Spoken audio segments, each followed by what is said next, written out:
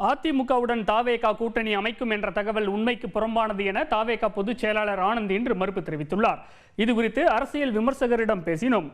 தகவல்களை விவரிக்கிறார்கள் செய்தியாளர்கள் பிரகாஷ் மற்றும் நிர்மல். தமிழக வெற்றிக் கழகத்தின் முதல் மாநாட்டில் திமுக பாஜகவை நேரடியாக விமர்சித்த விஜய் அதிமுகவை விமர்சிக்காதது அரசியல் களத்தில் கவனம் பெற்றது. மறுபுறம் விஜயை விமர்சிக்க வேண்டாம் என அதிமுக நிர்வாகிகளுக்கு எடப்பாடி பழனிசாமியும் அண்மையில் அறிவுறுத்தல் வழங்கியிருந்தார். இதனால் வரும் சட்டமன்ற தேர்தலில் அதிமுக தாவேகா இடையே கூட்டணி உருவாகலாம் என தகவல்கள் வெளியாகி வந்தன. இந்நிலையில் விஜய் ஒப்புதலோடு தாவேகா பொதுச் செயலாளர் ஆனந்த் இன்று வெளியிட்டுள்ள அறிக்கையில் அதிமுகவுடன் தாவேகா கூட்டணி என பரவும் தகவல் முற்றிலும் தவறானது, அடிப்படை ஆதாரமற்றது என திட்டவட்டமாக மறுத்துள்ளார். 2026 சட்டமன்ற தேர்தலில் வெற்றிக்கான வியூகங்களை வகுத்து வருவதாகவும் பெரும்பான்மை பலத்தோடு ஆட்சி அமைப்பதே தமிழக வெற்றிக் கழகத்தின் குறிக்கோள் எனவும் ஆனந்த் தனது அறிக்கையில் குறிப்பிட்டுள்ளார். அதிமுகவுடன் கூட்டணி இல்லை என தாவேகா அறிவித்திருப்பது குறித்து அரசியல் விமர்சகர் கலையிடம் பேசினோம். திமுகவும் அதிமுகவும் தான் 70% வாக்குகளை தங்களுக்குள் பகிர்ந்து கொள்கிறார்கள். மீதமுள்ள 30-35% வாக்குகளை தான் மற்ற அனைத்து கட்சிகளும் சேர்ந்து தங்களுக்குள் பகிர்ந்து கொள்ள வேண்டும் என்ற நிலைமை தான் தொடர்ந்து நடந்து கொண்டிருக்கிறார். அதிமுக சேருவது தான் கடைசி ஆப்ஷனாக வச்சிருப்பாரு.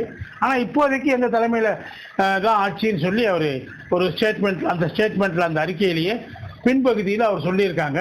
ஆனால் அது எந்த அளவுக்கு உறுதியான விஷயமா இருக்கும்னு எனக்கு தெரியல. அப்படியே அவர்கள் இடையில ஒரு 2 கட்சி அவங்களோட ஒரு கட்சி 2 கட்சி போய் சேர்ந்தாங்கன்னா திமுகல இருந்தோ பாஜக இருந்து அது அதிமுகவுக்கு லாபமா முடியும். அதே சமயம் யார் யாருடன் கூட்டணி வைத்தாலும் தங்களுக்கு கவலை இல்லை என்றும் நாம் தமிழர் கட்சி தனித்து போட்டியிடும் என்றும் சீமான் கூறியுள்ளார்.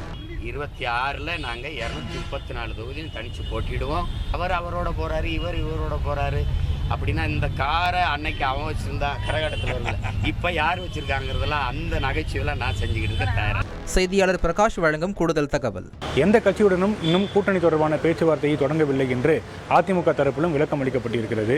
பாஜகவை தவிர்த்து ஒத்த கருத்துடைய எந்த கட்சியுடனும் அதிமுக கூட்டணி அமைக்க தயாராக இருப்பதாகவும் தேர்தலுக்கு இன்னும் காலம் இருப்பதால் தேர்தல் நேரத்தில் தான் கூட்டணி குறித்து முடிவெடுக்கப்படும் என்று அதிமுக முன்னாள் அமைச்சர் ஜெயக்குமார் தெரிவித்திருக்கிறார். ரஞ்சித்.